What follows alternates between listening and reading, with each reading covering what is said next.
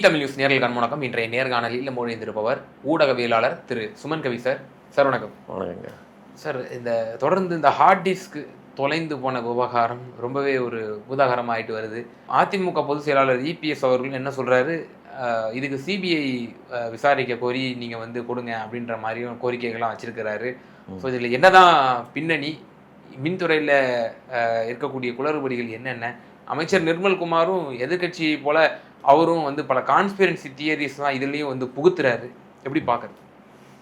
அதாவது மே மாதம் 16-17 தேதிகளில் இந்த ஹார்ட் டிஸ்க்கு தலைமை மின் அலுவலகத்தில் காணாமல் போகுது. வெவ்வேறு மாடிகளில் வெவ்வேறு கம்ப்யூட்டர்களில், 2ஆம் தளத்துலேருந்து ஒரு கம்ப்யூட்டரில் அது குறிப்பிட்ட டிரைவு, அதுக்கப்புறம் வேற ஒரு மாடியில் 4ஆவது மாடியில் வேற ஒரு டிரைவு, இப்படியாக ஒரு 8 ஹார்ட் டிஸ்க்கு காணாமல் போகுது. இப்போ இந்த ஹார்ட் டிஸ்கெல்லாம் அதில் என்ன இருந்துச்சு அப்படிங்கிற கேள்விகள் இப்போ எல்லார் மத்தியிலும் இருக்குது.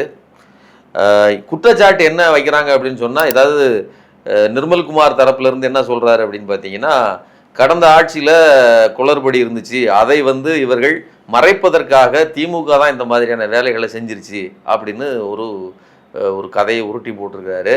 இன்னொரு பக்கம் பார்த்தீங்க அப்படின்னு சொன்னால், அவரே சொல்கிறாரு, நாங்கள் 2 பேரை சஸ்பெண்ட் பண்ணோம், 2 அதிகாரிகளை, அவர்கள் விரக்தியில் ஏதோ பண்ணிட்டாங்களோ அப்படிங்கிற கேள்வியும் முன்வைக்கிறாரு. அப்போ எது அப்படிங்கிறதுல அவருக்கு தெளிவான இது இல்லைங்கிறது மட்டும் இல்லை, ஒரு குத்துமதிப்பான காரணத்தை சொல்வதை பார்க்க முடியுது.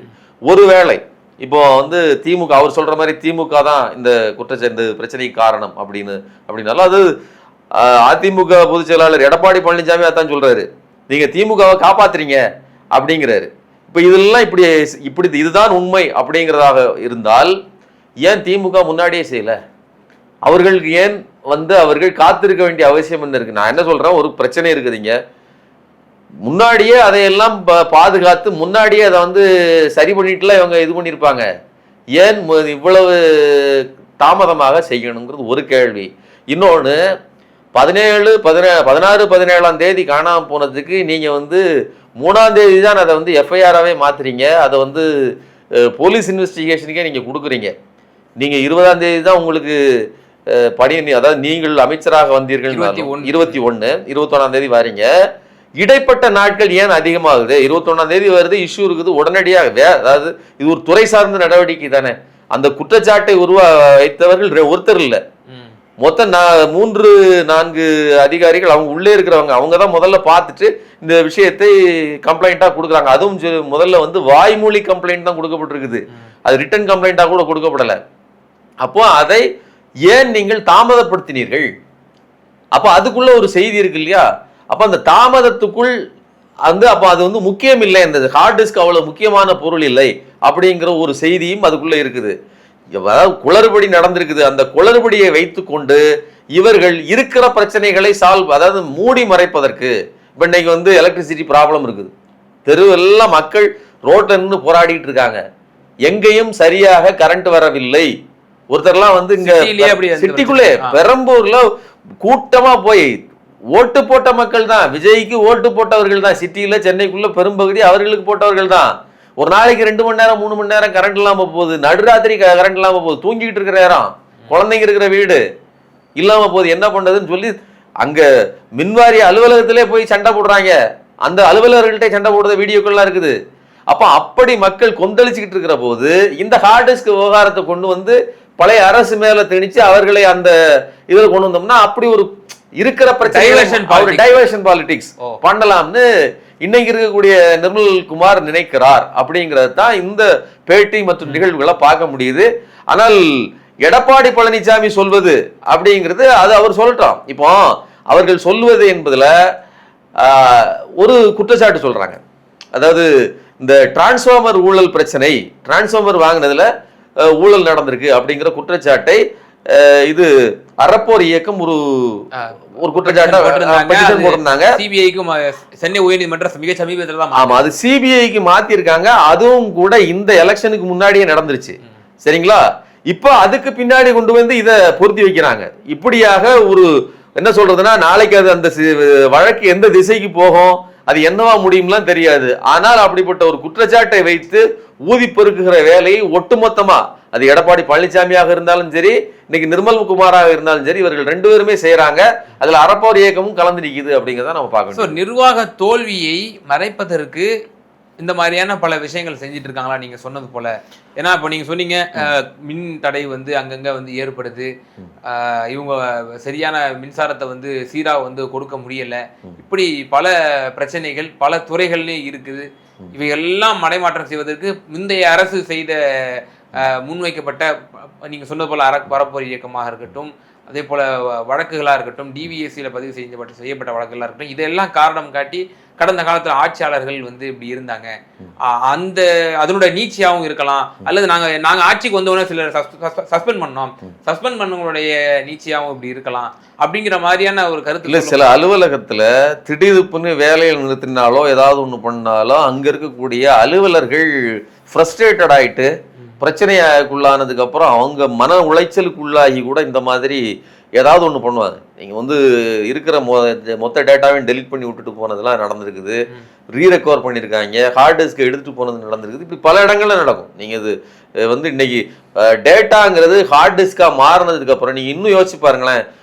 வட மாநிலங்களில் இப்போவும் பல இடங்கள்ல பாஜக ஆளுற இடங்கள்ல அங்கங்க அலுவலகங்கள் பத்தி எரியும் பாத்துறீங்களா? ஃபைல்ஸ் எல்லாம் பேப்பரா இருக்கும்போது இப்ப கூட டெல்லியில எரிஞ்சுதே, சரிங்களா? அப்போ அவர்களுக்கு தேவையான நேரம் தேவையான விதத்துல அதெல்லாம் செஞ்சுக்கிடுவாங்க. ஆனா ஹார்ட் டிஸ்கா மாறினதுனால அதை இப்போ பண்ண முடியாது. ஹார்ட் டிஸ்கா இருக்குது. ஸோ பகுதி மொத்த கண்டென்ட்டுமே இதுக்குள்ளதான் இருக்குது, இவ்வளவுதான். அப்படிங்கும்போது ஒன்று டேட்டா முக்கியமானது, அதனால் அளிக்கப்பட்டிருக்கிறது, இது ஒண்ணு. இன்னொன்று, ஒருத்தரை ஃப்ரஸ்ட்ரேட்டட் ஆகி மன பிரச்சனைக்கு உள்ளாகி அவர் அதை காலி பண்ணிட்டு போயிருக்கிறாரு, ஏதோ ஒரு குறிப்பிட்ட நபரோ அல்லது யாரோ ஒருத்தர். இப்படி நடந்திருக்குது. ரெண்டுக்கும் இடையில பாத்தீங்க அப்படின்னு சொன்னா இந்த விஷயத்தை கொண்டு வந்து எப்படி திமுக தலையில கட்டுறது அப்படிங்கிறதுக்காக முயற்சி செய்கிற 2 கட்சிகள். இத இந்த மற்ற எல்லா பிரச்சனைகளுக்கும் திமுக தான் காரணம் அப்படின்னு சொல்லி கொண்டு வருவதற்கான முயற்சி, இதைத்தான் இவர்கள் செய்கிறார்களே தவிர இன்னைக்கு ஏன் கரண்ட் இல்லை. நான் என்ன கேட்கிறேன், அலுவலர்கள் சொல்றாங்க பல காரணங்கள் இருக்குது, கரண்ட் ஏன் போகுதுங்கிறதுக்கு கன்சப்ஷன் அதிகம், லோடு தாங்கல, ஒயர் கம்பி பிரச்சனை இருக்குது, எல்லாம் இருக்குது. ஆனா நிர்மல்குமார் என்ன சொல்றா தெரியுமா, இங்க எங்களுக்கு பல கருப்பு ஆடுகள் இருக்குது, எங்க மின்வாரியத்துக்குள்ள கருப்பு ஆடுகள் இருக்கு, அங்கே திமுக காரங்க இருக்காங்க. அப்போ அதாவது கரண்ட் ஏன் வரலங்கிறதுக்கு மின்வாரியத்துல இருக்கிறவங்க ஒரு பல காரணத்தை சொல்றாங்க. அது ஒரு நியாயமான, கோடை காலத்துல அதிகமான கன்சப்ஷன் எப்பவுமே அதிகமா இருக்கும். இன்னொன்னு, முழு கரண்ட் எல்லாருக்கும் ஃபுல்லா கொடுக்க முடியாது, அவ்வளவு தேவைகள் இருக்கு. ஒண்ணும் இல்லைங்க, நீங்க நம்ம வீட்டை பார்த்துங்க, போன மாசம் வரலாம் அல்லது 2 மாசத்துக்கு முன்னாடி வரலாம் 2000 ரூபாய் கட்டிட்டு இருந்த வீட்டுல 5000 ரூபாய் வரும் பில்லு, 1000 ரூபாய் கட்டிட்டு இருந்த வீட்டுல 2000 ரூபாய் வரும். இது இயல்பா டபுள் ஆகும். அதே மாதிரி தானே கன்சப்ஷன் அதிகமாகுது. இப்ப நம்ம எல்லாம் வீட்டுல அதிகமா பில் கட்டணும்னா அவனுக்கு அங்க அதிகமா செலவாகும். அப்ப அதுக்கான திட்டங்கள் இவர்கள்ட்ட இருந்திருக்கணும். இவங்க எதையுமே ப்ரிப்பேர் ஆகல, இவர்களுக்கு எதுவும் தெரியவும் செய்யாது. இப்படி ஒரு பிரச்சனை இருக்குது, இது சரி பண்ணணும், இதுக்கு இவ்வளவு வந்து கொள்முதல் பண்ணணும், இதுக்கு ஆல்டர்னேட் பண்ணணும், எந்த திட்டமும் இல்லாத ஒரு கூட்டம் இது, சரிங்களா? வந்து உட்கார்ந்ததுக்கு பிறகு ஒரு சதி கூட்டம் இருக்குது, அது ஒரு கருப்பு ஆடுகள் இருந்து கரண்ட்டை கட் பண்ணி விட்டுருச்சு அப்படின்னு சொல்லணும்னா எல்லாவற்றையும் கொண்டு வந்து திமுக தலையில் கட்டுவது அப்படிங்கிற ஒரு பொய்யான பிம்பத்தை உருவாக்குகிற வேலையை இந்த தாவேகா செய்கிறது. நீங்க சொன்னீங்க இல்லையா, சதி கோட்பாடு. நீங்க 41 பேர் இறந்தாலும் சரி, அதுக்கு யார் காரணம்? நான் போனது கிடையாது, நான் தாமதமானது கிடையாது, அங்க யாரோ கரண்ட்டை கட் பண்ணா 41 பேர் இல்ல 50 பேரா இருக்கும், 60 பேரா இருக்கும், மொத்த கூட்டமும் ஷாக் அடிச்சுட்டு போயிருக்கோம். அங்க கரண்ட்டை கட் பண்ணிட்டாங்க, கடைசியில பார்த்தா அவங்க கட்சிக்காரங்க தான் கரண்ட்டை நிறுத்தி இருக்காங்க. இப்படி எல்லாம் திடீர்னு ஒரு ஆம்புலன்ஸ் குறுக்க வந்துருச்சு, அதனால கூட்ட நெரிசல் ஆயிடுச்சு.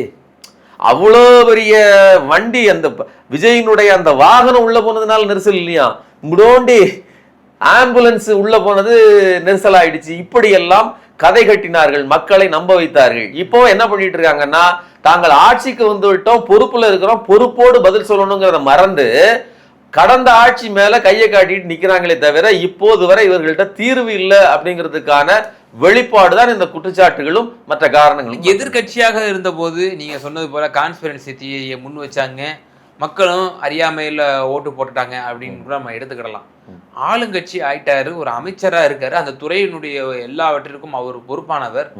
இப்படி நாக்கூசாமல் அதிரடியாக இப்போ கடந்த காலத்தில் செய்த ஊழல்கள் இருக்கலாம், நிலக்கரியில் இப்படி ஊழல் நடந்துச்சு, டிரான்ஸ்பாரத்தில் இப்படி ஊழல் நடந்துச்சு, இப்படி பல விஷயங்கள், குறிப்பாக முன்னாள் அமைச்சர் செந்தில் பாலாஜி அவர்களை குறி வச்சே எப்படி கரூர்லேயும் வந்து பேசினாங்களோ அதே போல் இந்த விவகாரத்திலையும் அவரை உள்ளே எடுத்து வந்து சம்பந்தமே இல்லாமல் ஒரு கான்ஸ்பிரன்சி தியரியை உண்டாக்குறது, ஒரு அமைச்சர் இப்படி இப்படி ஒரு தன்மையோடு செயல்படுறாரு இல்லையா? தமிழக வரலாற்றில் இப்படி ஒரு அமைச்சரே கான்ஸ்பிரன்சி தியரியை உண்டு பண்ணி ஒரு காணாம போன ஃபைலுக்கு நடந்திருக்கா? தமிழ்நாட்டில் இப்படி ஒரு நடந்திருக்கா சம்பவம்? அதாவது இது எல்லாம் கூட்டி கழிச்சு பார்த்தீங்கன்னா, இவர்கள் பதவியேற்பதற்கு முன்னாடியே இதை கொஞ்சம் முன்னாடி வச்சு இதை முடிச்சிருங்க அப்படின்னு ஒரு 4 இந்தந்த இடத்துல இது இருக்குது, இதை எடுத்துட்டு போய் காலி பண்ணிடுங்க, இதை நான் ஆட்சி அமைச்சதுக்கு, அதாவது நான் பதவியேற்றதுக்கு பிறகு இதை நான் வந்து ஒரு ப்ரொபகேண்டாவாக கொண்டு வந்துக்கிட்டுறேன் அப்படின்னு செந்தில் பாலாஜி மேலே ஒரு கரையை பூசுவதற்கான திட்டமாக நாம் இது பார்க்கலாம். இப்போ நீங்கள் வந்து இவர்கள் தெரியாமலாம் எதுவும் பண்ணல. ஆர்எஸ்எஸ்ஸை விட மிக மோசமான ஒரு வகுப்புவாதிகளாகவும் பாசிஸ்டாகவும் இந்த விஜயினுடைய கூட்டம் இயங்குகிறது. இன்னும் குறிப்பாக இந்த நபர் இருக்கார் இல்லையா, நிர்மல்குமார், அவர் ஆர்எஸ்எஸ்ல பயிற்சி பெற்றவர். அப்புறம் அதிமுக பாஜகன்னு ஒவ்வொரு பக்கமாக தாவி வந்தவர். அதனால அவர்களுக்கு திட்டம்ங்கிறதுல ரொம்ப தெளிவாக இருப்பாங்க. ஆட்சி அமைக்கிறதுக்கு முன்னாடி இப்படி தூக்குறோம், அதுக்கப்புறம் இதை இழுத்தடிக்கிறோம், கடைசியில் அதை கேஸாக கொண்டு வந்து ஒரு 10-20 நாள் கழிச்சு போடுறோம், போட்டு திசை திருப்புறோம் அப்படிங்கிற வேலையெல்லாம் இவர்கள் திட்டமிட்டு பண்ணியிருப்பதற்கு, அதுவும் குறிப்பாக செந்தில் பாலாஜியை காலி செய்வதற்காகவே இவர்கள் வேலை செய்திருக்க வாய்ப்பு உண்டு. இதை நம்ம அப்படிதான் பார்க்கணும் அப்படின்னு நான் சொல்றேன். அது மட்டும் இல்லை, நீங்க இதே போல சார் நீங்க சொன்னது சரியா இருக்கு ஒரு பாயிண்ட். அதாவது முன்னாள் அமைச்சர் செந்தில் பாலாஜி அவர்களே வந்து திட்டமிட்டே இப்படி வந்து கார்னர் பண்றாங்களா அப்படின்ற மாதிரி. இது இந்த பாட்டில் விவகாரமா இருக்கட்டும், அதுலயும் வந்து இதே பாட்டு பாடினவர் அப்போதைய ஒரு 8 பேர் கட்சியினுடைய தலைவர் திரு விஜய், பாட்டிலுக்கு 10 ரூபா அப்படின்னு பாட்டு பாடினார். இப்போ இந்த ஆட்சி வந்ததுக்கு பிறகு துறை சார்ந்த அமைச்சர் திரு விக்னேஷ் அவர்கள் பேட்டி கொடுக்குறாரு, விளக்கம் கொடுத்துட்டு இருக்காரு. ஆமா வாங்குறாங்க தான், அது வந்து அங்க மெயின்டெனன்ஸ், அதுல வந்து லாரியில இருந்து இறக்குறதுக்கு அவங்களுக்கு இதுவா. இதே இடத்துல வந்து நான் பேசியிருக்கேன் உங்களுக்கு. செப்டம்பர் 27 நினைக்கிறேன், கடந்த வருஷம், ஆமாம் கடந்த வருஷம் விஜயினுடைய அந்த உள்ளே போய் வண்டி இடிச்சது இருக்கு இல்லையா, அந்த 41 பேர் இறந்த நிகழ்வு இருக்கு இல்லையா, அது நடக்கும்போது, அது நடந்து முடிஞ்ச உடனே தான் இந்த பாட்டலுக்கு 10 ரூபா பாட்டை பாடுறாரு. இந்த பாட்டை பாடணுங்கிறதுக்காகத்தான் அந்த இடத்துக்கு போறாரே. கூட்டம் அதிகமா இருக்குது, உள்ள போவாதீங்கன்னு சொல்லி தான் பாடினது. இவ்வளவு இந்த மரணத்துக்கு மேல் கட்டுவிக்கப்பட்ட பாட்டு இது. நல்லா இன்னும் சொல்ல போனா அது 27ஆம் தேதி செப்டம்பர் வந்து அந்த ஷெட்யூலே கிடையாது, டிசம்பர் மாசம். ஆமா, அது அந்த 30 விழா வந்து வச்சுட்டாங்க. அதுக்கு நாம வந்து ஒரு கவுண்டர் கொடுத்து நம்ம ஒரு கூட்டத்தை கூட்டணுமேங்கிற ஒரு காழ்ப்புனாலவும் ஒரு எதிர்வினை ஆற்றணுங்கிறதுக்காக திட்டமிட்டு அந்த நாள் குறிக்கப்படும். அப்போ அப்படி வன்மத்தோடு செஞ்ச இவங்க அன்னைக்கு அவ்வளோ பெரிய கலைபகரத்துக்கு மத்தியில் அந்த பாட்டை சின்ன குழந்தைங்க முதற்கொண்டு பாட வச்சு அதை வந்து பரப்புனீங்க. இன்னைக்கு ஏன் நீங்க ஆட்சிக்கு வந்ததுக்கு அப்புறம் 10 ரூபா இல்லை 20 ரூபா அவரே ஒத்துக்கிட்டாரு. விக்னேஷே தன் வாயால் சொல்றாரு, 10 ரூபா இல்லைங்க 20 ரூபா வாங்குறாங்க. எதுக்கு? மெயின்டெனன்ஸ். அங்க இருக்கிறவங்க அவங்களுக்கு தேவைக்கு, அவங்களோட அந்த சில பிரச்சனைகள் இருக்கும். இதைத்தானே நான் முதல்ல சொன்னோம்.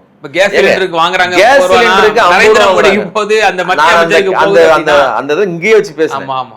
நரேந்திர அதாவது பாட்டிலுக்கு வாங்குகிற 10 ரூபா செந்தில் பாலாஜிக்கு போகுதுன்னு சொன்னா, நரேந்திர மோடி இந்த சிலிண்டருக்கு வாங்குகிற காசு நரேந்திர மோடிக்கு போகுது. இதை ஒத்துக்கணும். நீங்க 2வது மாடிக்கு போனா கூட 50 ரூபா வேணும்னு கேட்கறாங்க, அந்த 100 ரூபாயும் சேர்த்து போகுது. நீங்க சொல்லணுமா சொல்லக்கூடாது? அப்ப ஏன் சொல்லல அப்படின்னா, இது அந்த ஏஜென்சிக்கும் அந்த ஏஜென்ட்டுக்கும் இருக்கக்கூடிய தனிப்பட்ட ரிலேஷன்ஷிப். அதுக்குள்ள வேலை செய்யற அந்த பணம் அதுக்கு மேல போகாது. அதுக்கு ஒரு கனெக்டிவிட்டியே கிடையாது. அந்த கீழ் மட்டத்திலே அது முடிஞ்சு போறது. இதே மாதிரி தான் இருக்கக்கூடியது நான் சொல்றேன். அதை இல்லை, அது அப்படி இல்லைன்னு சொல்லி அதை சொல்லியே ஆட்சிக்கு வந்த இவர்கள் இன்னைக்கு ஆட்சிக்கு வந்ததுக்கு அப்புறம் அப்படிலாம் இல்லைங்க, இது 20 ரூபா வந்து அது அவர்கள் மெயின்டெனன்ஸுக்கு, 10 ரூபா இருந்ததை 20 ரூபாயா மாத்திட்டீங்க அப்படின்னு சொல்லி குடிமகன்களே கதறாங்க. அந்த நிலைமைக்கு இவர்கள் கொண்டு வந்து நிறுத்தியிருக்காங்க. மொத்தத்தில் இவர்களுக்கு வந்து ஆட்சியோ நிர்வாகமோ கிடையாதுங்க. அடுத்தவர்களை குறிவைத்து அடுத்தவர்களுடைய பெயரை கெடுத்து நாசமாக்கித்தான். இது ஒரு அழிவுகார சக்தி, தீய சக்தியில நாசகார சக்தி. நிச்சயமா சார், பல்வேறு விவகாரங்கள்ல எங்க நேயர்களுக்கு ரொம்ப தெளிவாக உங்களோட கருத்துக்களை பண்ணீங்க. மிக நன்றி.